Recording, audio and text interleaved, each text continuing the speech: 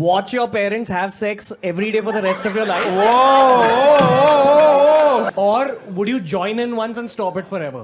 वो बोलते हैं ना कि किसी की जबान पे जो शब्द आ जाए, इसका मतलब है कि कहीं ना कहीं दिल में छुपा था। जब तुम अपनी माँ की वजाइना से निकले थे, कभी वजाइना देखी है माँ से निकलने? ये सारी फसल आपको काटनी है, लेकिन इस फसल में कीड़ा लग रहा है इस समय। इस कीड़े को अभी इग्नोर कर दिया तो वो भयावह मंजर आएगा कि आप समझ नहीं सकते। सोच के देखो, एक 60 साल का बुढ़ा व्यक्ति तुम्हारे घर पे आए और आके तुम्हारे गेट पे ही सबसे पहले बोले, बेटा मम्मी कैसी है। चलते टाइम भी बोल दे, और बेटा मम्मी कैसी है। धर्म एव हतो हंति धर्मो रक्षति रक्षिता। ऐसा मैं नहीं कह रहा, ऐसा भगवान कृष्ण कहते हैं। श्री कृष्ण कहते हैं कि धर्म एव हतो हंति, जो धर्म का लोप करता है धर्म उसका विनाश कर देता है, और जो धर्म की रक्षा करता है धर्म भी उसकी फिर रक्षा करता है। यह मैं आपको इसलिए कह रहा हूं कि यहां पर धर्म का मतलब हिंदू या मुसलमान या सिख, इससे नहीं है। यहां पर धर्म का मतलब है हमारी संस्कृति से। जो अपनी संस्कृति को भूल जाता है, अपनी सभ्यता को भूल जाता है, उसकी संस्कृति ही उसका नाश कर देती है, और जो उसकी सेवा करता है, उसे बचाता है, वही हमेशा उसे प्रोटेक्ट करके रखती है। आप जानते हो मैं किसके बारे में बोलने वाला हूं, किस विषय में बोलने वाला हूं। पहले एक शो चला करता था हमारे देश में जिसका नाम था इंडियाज गॉट टैलेंट। आजकल जेन जी हम लोग जिसको बोलते हैं, ये जेन जी एक शो चलाती है जिसका नाम है इंडियाज गॉट लेटेंट। लेटेंट का मतलब दोस्तों होता है गुप्त। इनका कहने का मतलब है हम उस गुप्त हुनर को बाहर निकाल कर लेकर आ रहे हैं जो भारत में छुपा हुआ है। लेकिन ये भूल चुके हैं दोस्त, ये पहले भारत है, बाद में इंडिया है। ये जो इंडोई नाम से इंडिया बना है, ये बहुत बाद में बना है। ये भूल चुके हैं कि सर्वप्रथम ये भारत था। सर्वप्रथम ये सप्त सैंधो प्रदेश था। सप्त सैंधो प्रदेश से भी पहले ये आर्यावर्त हुआ करता था। तो ये जो भारत है, इस भारत में इंडियाज गॉट लेटेंट का मतलब क्या हो सकता है वो हम तुम्हें बताएंगे। तुम हमें नहीं बता सकते हो जेनजी होकर, क्योंकि तुम्हारी मानसिकता समझ आ रही है कि क्या चल रहा है तुम्हारे दिलों में, तुम्हारे दिलों में, तुम्हारे दिमाग में इतना इस कदर तक कचरा भरा हुआ है जिसे तुम्हारे मां बाप भी अगर देखें तो शर्मसार हो जाए। एक एक की बात करूंगा। पहले बात करता हूं रणवीर अलाहाबादिया की। इनके बारे में कौन नहीं जानता है। यूट्यूब पर पॉडकास्ट करते हैं, बड़ी बड़ी सेलिब्रिटीज आकर, बड़े बड़े पॉलिटिशियंस आकर इनके पॉडकास्ट में हिस्सा लेते हैं। ये उनसे सवाल जवाब करते हैं, बातें होती हैं। लेकिन अचानक से ऐसा कैसे हो गया, यहां तक ये पहुंचे कैसे? दोस्तों, अगर आपको यह लगता है कि आप YouTube पर बहुत मेहनत कर रहे हो या फिर बहुत बड़ा करियर आप क्यों नहीं बना पा रहे हो इतनी सारी मेहनत के बाद, तो मैं आपको बता दूं, इसके पीछे पैसे का खेल है। तुम्हारी मेहनत पे कोई डाउट नहीं है, लेकिन तुम्हारे पास पैसा नहीं है दोस्त। इस वजह से तुम इनके तरीके के पॉडकास्ट नहीं कर पा रहे हो, इनके तरीके के टेलीविजन शोज नहीं बना पा रहे हो। जो ये इस तरीके के पॉडकास्ट किए जाते हैं, इसके लिए एक पीआर टीम बनाई जाती है। ये पीआर टीम आपको रिप्रेजेंट करती है।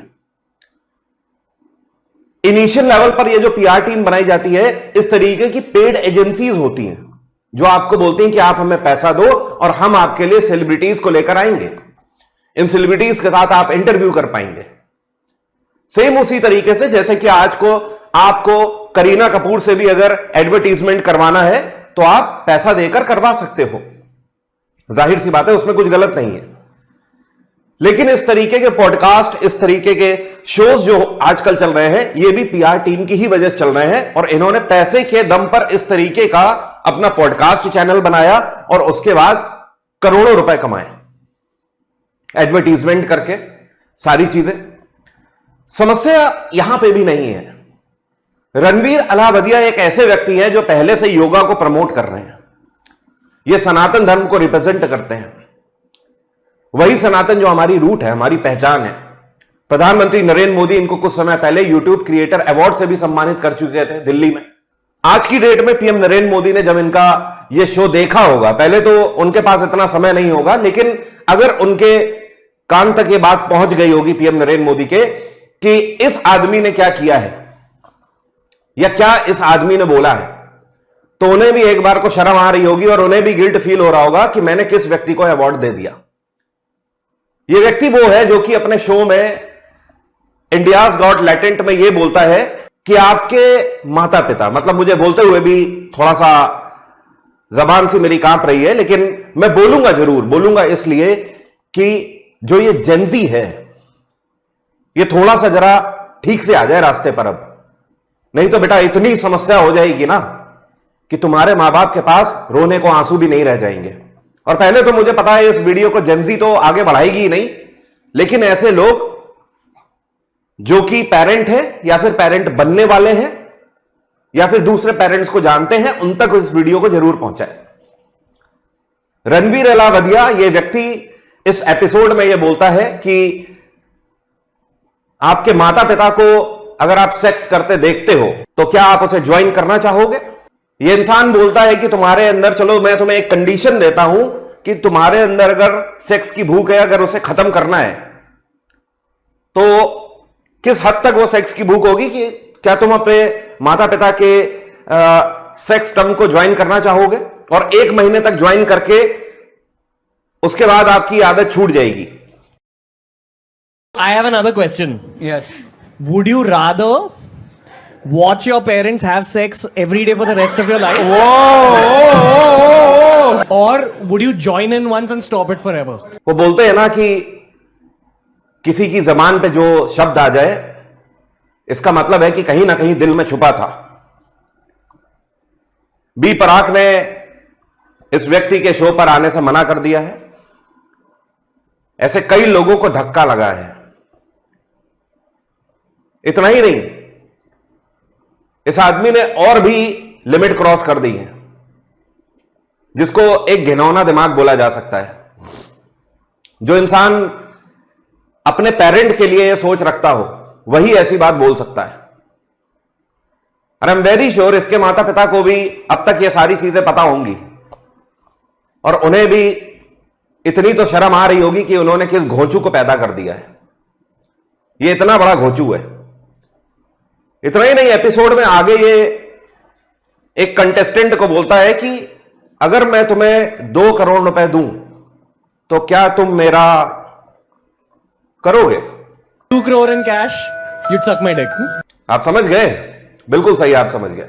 ये है इन्फ्लुएंसर्स।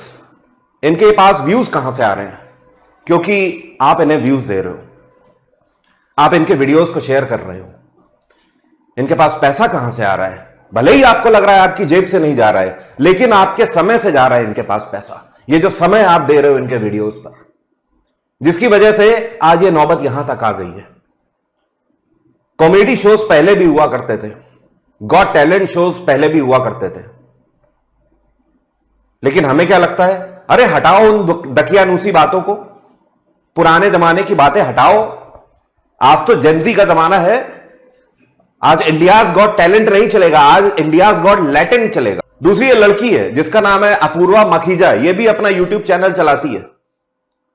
आपको सुनकर हैरानी होगी, इस लड़की ने क्या बोला। ये लोग शो के नाम पर क्या हरकतें कर सकते हैं और किस हद तक जा सकते हैं। ये लड़की, पहली चीज तो ये कि ये बात ही अपने आप में श्राप जैसी लगती है। श्राप, या जिसके मुंह से निकली हो उसके मुंह में कभी ईश्वर का वास तो हो ही नहीं सकता। बट उसमें भी और ज्यादा घिनौनी और खराब बात या डार्क बात या काली बात यह है कि ये खुद एक लड़की है। पहले ये लड़की बोलती है, अपूर्वा मखीजा, कि लास्ट टाइम तुमने वजाइना कब देखी, शायद तब देखी जब तुम अपनी मां की वजाइना से निकले थे। कभी वजाइना देखी है मां से निकलने। बोलते हुए आंख में भी थोड़ा सा पानी आ गया। तुम्हारे दिल में थोड़ी सी शायद झंझनाहट हो, अभी हाथ पैरों में थोड़ी सी झंझनाहट अगर हो तो भी अपने गिरेबान में झांक कर देखो कि तुम किन लोगों को फॉलो कर रहे हो। और सभी पेरेंट्स को मेरा यह कहना है, जो आगे बच्चे पैदा करने का प्लान कर रहे हैं या जिनके ऑलरेडी बच्चे हैं, उन सबको मुझे कहना है, जो पैदा करने का प्लान कर रहे हैं वो मेरे भाई बंधु ही होंगे, और जो पैदा कर चुके हैं, जो ऑलरेडी पेरेंट है, वो मेरे से बड़े हैं। आपसे हाथ जोड़कर विनम्र निवेदन कर रहा हूं कि कृपया करके देखें कि आपके बच्चे गैजेट में क्या फॉलो कर रहे हैं, वरना आपको पता नहीं है फसल में लगे हुए जिस कीड़े को आप इग्नोर कर रहे हो वो फसल आप ही को काटनी है और किसी को नहीं काटनी पड़ेगी। ये सारी फसल आपको काटनी है, लेकिन इस फसल में कीड़ा लग रहा है इस समय पर। इस कीड़े को अभी इग्नोर कर दिया तो वो भयावह मंजर आएगा कि आप समझ नहीं सकते। धर्म एव हतो हंति धर्मो रक्षति रक्षिता। जब यह बात बोली जाती है तो कई लोग उग्र हो जाते हैं, बोलते तुम तो पॉलिटिकल हो रहे हो, तुम तो रिलीजियस हो रहे हो। मैंने इसीलिए पहले कहा श्री कृष्ण ने यह बात इसलिए नहीं कही है, ना इस्लाम के लिए कही है, ना सनातन के लिए कही है। श्री कृष्ण ने यह बात इसलिए कही है कि हर एक व्यक्ति के अंदर एक संस्कार है, उन संस्कारों को पहचानने की जरूरत है। उनसे जब बाहर जाओगे तो यही धर्म तुम्हारा सबसे पहले नाश कर देगा। आज मेरा आप सबसे कहना है, चाहे आप मुसलमान हो, चाहे आप हिंदू कहते हो अपने आप को, चाहे सिख कहते हो, कोई हो, जैन हो, पारसी हो, कोई भी हो, संस्कृति मत भूलिए। किसी का भी धर्म इस तरीके की इजाजत नहीं देता है। ये हम लोग किस तरफ जा रहे हैं, किस तरीके के एपिसोड्स को प्रमोट कर रहे हैं जिसमें इस तरीके की बातें चल रही हैं। और कैन यू इमेजिन, आप इस क्लिप को देखो जिसमें लड़की इस बात को बोल रही है, जब किसी की मां के किसी बॉडी पार्ट के बारे में बात कर रही है, इस बेवकूफ बदतमीज या जो भी है, इसको यह नहीं पता कि तू जिसके बारे में बात कर रही है उस योनि से ही इस सृष्टि की जन्म हुआ है। यह सृष्टि ही उस योनि से जन्मी हुई है। और सबसे बड़ी बात, अरे मूर्ख, तो खुद भी उस योनि को धारण करती है। किधर जा रहे हैं यार हम लोग? कहीं तो कुछ बहुत गलत हो रहा है जिसे समझने की जरूरत है। अभी नहीं समझे तो बड़ी देर हो जाएगी। बड़ी दिक्कत है यार। दिक्कत इस चीज से नहीं कि आप बहुत मॉडर्न हो रहे हो, दिक्कत यह है कि जिस चीज को आप मॉडर्नाइजेशन बोल रहे हो, बड़ी गलत फहमी में जी रहे हो आप। सही नहीं है। एक सरदार जी हैं, सबसे पहले तो मैं कहता हूं इनका नाम है महीप सिंह, सरदार महीप सिंह। पगड़ी बांधते हैं और पगड़ी की गरिमा को इन्होंने तार तार कर दिया पिछले कुछ समय में, लेकिन हुआ कुछ नहीं। इस आदमी की उम्र 60 साल से ज्यादा होगी। ये बुढ़ाऊ हैं, मुंह में दांत नहीं, पेट में हाथ नहीं, लेकिन जब ये किसी से मिलते हैं, इसी तरीके के पॉडकास्ट भी करते हैं, इसी तरीके के एपिसोड्स भी करते हैं, शो भी करते हैं, तो जब ये किसी से मिलते हैं तो जैसे आप मिलते हो तो हम लोग बोलते हैं नमस्कार, नमस्ते, हाथ जोड़ के अपनी संस्कृति के साथ। और ये 60 साल का बुढ़ा व्यक्ति ये बोलता है कि तुम्हारी मम्मी कैसी है। एक बार पूछा मम्मी कैसी है? मम्मी कैसी है? जरा सोच के देखो, तुम्हारे घर में इस तरीके का अगर एक बूढ़ा व्यक्ति आए जिसके सर पे पगड़ी है। सिख का मतलब पता है क्या होता है? सिख का मतलब यह होता है जो हमेशा सीखने वाला हो, उसे सिख कहा जाता है। कई लोगों को तो मतलब ही नहीं पता होगा आज तक। सिख का मतलब वो जो हमेशा सीखने वाला हो। मुझे शर्म आती है कि यह आदमी अकेला ही बयाना लेके बैठा है पूरी सिख कम्युनिटी को बदनाम करने का। गुरु नानक जी से लेकर गुरु गोविंद सिंह जी तक की जितनी भी सीख है, उस सीख का सा भी इसने नहीं पढ़ा है। सोच के देखो, एक 60 साल का बुढ़ा व्यक्ति तुम्हारे घर पे आए और आके तुम्हारे गेट पे ही सबसे पहले बोले बेटा मम्मी कैसी है। चलते टाइम भी बोल दे और बेटा मम्मी कैसी है। उसके बाद ये इंस्टाग्राम पे अपने जाकर बड़े गर्व से सीना चौड़ा करके लिखता है, हां मैं गालियां देता हूं। तो इसमें गलत क्या है? एक सिख अगर ये सिखा रहा है तो पहली बात तो वो सिख ही नहीं हो सकता। जो ऐसा कर रहा है वो सिख ही नहीं हो सकता। पगड़ी उतार देनी चाहिए। ऐसे लोग, रणवीर अलावदिया जैसे लोग जब इस तरीके की सोच लेकर सामने आते हैं, तब जाकर लोगों को यह पता लगता है कि ये लोग कितने बहरूपी है। जरा सोच के देखो वो इंसान कितना बहरूपिया होगा जो आपके सामने पिछले कई सालों से 1-on-1 पॉडकास्ट कर रहा है, आपको योगा के लिए इतना जागरूक होकर दिखा रहा है, आपको सनातन की बातें कर रहा है। इसके पॉडकास्ट में कोई कुछ बोलता है तो बड़ा अमेज होकर दिखाता है ऐसे ऐसे ऐसे, अच्छा ऐसे। लेकिन जब यही व्यक्ति 10 लोगों के साथ बैठता है एक एपिसोड में, तो इसके अंदर का भी जानवर बाहर आ जाता है, जो कि सबको दिख जाता है। इसी एपिसोड में पॉर्न वीडियोस की बातें चल रही है, उनको क्लासिफाई किया जाता है, मैस्टरबेशन प्रेस किया जाता है उसको। इस क्लिप को भी देखिएगा जिसमें ये लोग सारे मिलकर मैस्टरबेशन को प्रमोट कर रहे हैं, हस्तमैथुन को प्रमोट कर रहे हैं। कहां जा रही है जेंजी, कहां जा रहे हैं? और इसमें सब इतनी तालियां बजा रहे हैं इनकी इन बातों पर कि देख के लगता है कि इतनी तालियां अगर पहले ही एपिसोड में इनके गाल पे पड़ गई होती तो इस हद तक ये लोग पहुंचते ही नहीं।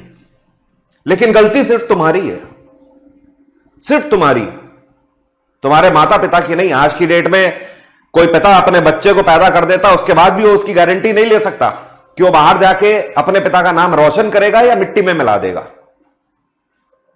ये सब जितने हैं ये सब वो नपुंसक हैं, ये वो जनरेशन नपुंसक है, ये वो मक्कार लोग हैं, ये वो बहरूपीय लोग हैं और बदतमीज निहायती लोग हैं और कैरेक्टरलेस लोग हैं, जो कि अपने मां बाप की धज्जियां तो उड़ा ही चुके हैं और अब सोसाइटी की धज्जियां उड़ाने में लगे हुए हैं।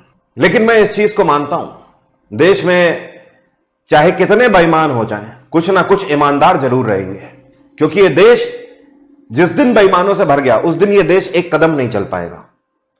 लेकिन देश तो चल रहा है, इसका मतलब यह है कि हमारी सोसाइटी में आज भी कुछ ईमानदार लोग हैं।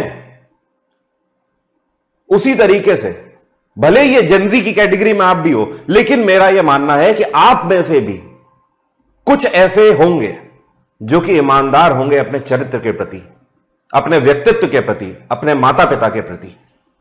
तो आपकी यह जिम्मेदारी बनती है कि कम से कम आप अपने आसपास इन चीजों को प्रमोट ना होने दें। एक बार विनम्र निवेदन है उन सभी माता पिता से जिन्होंने अपने बच्चों को गैजेट तो दे रखा है और साथ में बड़ी खुली आजादी दे रखी है। ध्यान रखिए, मेरी मां हमेशा बोलती है, मेरी नानी भी हमेशा बोलती थी कि एक घड़ा भी अगर बनाना है तो उस पर थपेड़े पड़ते हैं, तब जाकर वो घड़ा अपने सही सांचे में आ पाता है। नहीं तो अगर तुम घड़ा बनाकर देखो, जिस चिकनी और गीली मिट्टी से तुम घड़ा बनाने जाओगे, अगर उस पर थपेड़े नहीं मारोगे तब तक वो शेप में नहीं आएगा, अपने वो बिगड़ जाएगा, फैल जाएगी मिट्टी। उसी तरीके से थोड़े कठोर कदम जरूरी हैं, ज्यादा स्वतंत्रता नाश कर देगी। आज भी मैं बोल रहा हूं, आप कल्पना नहीं कर सकते कि ये जो कीड़ा फसल में लगना शुरू हुआ है, कल को किस हाल तक बदमंजर होगी ये फसल। काटनी आपको ये बहुत हो गया। ये मानसिकता ज्यादा दूर तक नहीं चलने वाली। मैंने देखा है, गैजेट्स दिए जाते हैं बच्चों को, उसके बाद यह कहा जाता है मेरा बच्चा तो सब कुछ जानता है करना। आजकल नए पेरेंट्स जो हैं वो इसी बात पे खुश हुए पड़े हैं। तुम्हें पता है, अरे भाभी जी आपको पता है मेरा बच्चा यूट्यूब चला लेता है फोन पे, मेरा बच्चा गाने चला लेता है, मेरा बच्चा फोन उठा लेता है। इसी में खुश हुए जा रहे हैं।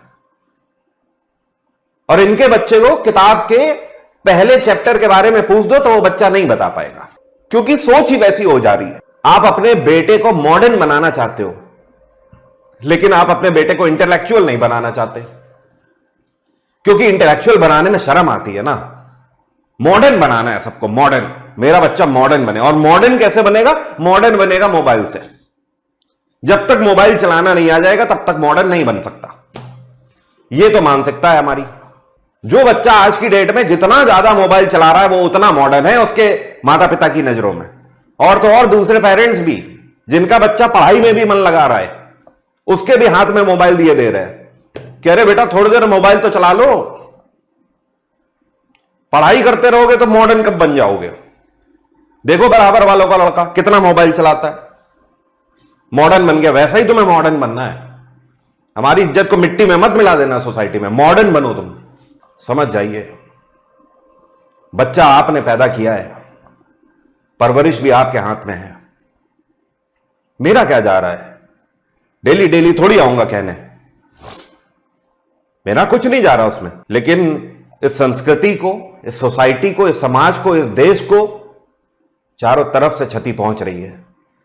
जब इन सब जैसे ये जितने हैं, ये सब नाकारा, जिनको आपकी जेन ज़ी फॉलो कर रही है, इस हद तक गिरे हुए हैं ये जब सोसाइटी को पता लगता है तो सब अंदर से खोखले हैं।